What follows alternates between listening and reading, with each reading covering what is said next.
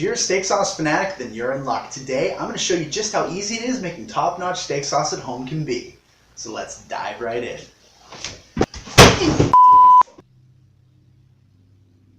So you think making steak sauce is tough, eh? You're always going out and buying it at the store. Alright, luckily for you, Chef Matt's on the job. And I'm going to show you a recipe that's so easy, you're never going to go out and buy steak sauce again.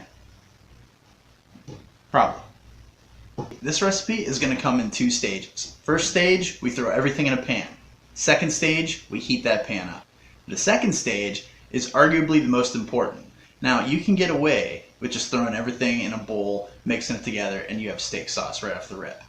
But heating it up is what's going to take it to the next level. Reason is, there's a lot of sugars in the ingredients that we're putting in, and you want to caramelize those sugars to add extra depth. Alright, do you want to make some steak sauce? Because I want to make some steak sauce. Good, let's do this. Roll the music.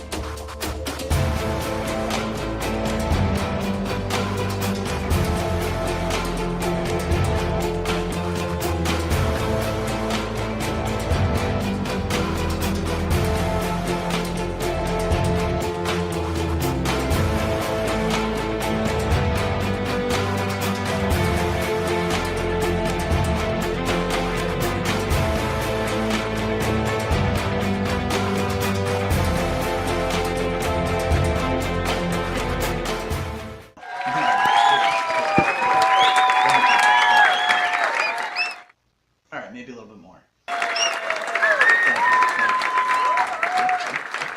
Thank you. Alright, so trust me when I tell you, this sauce is going to give you something to cheer about. And you know what else this sauce would be good on? A steak burger. If only someone would make a good steak burger tutorial.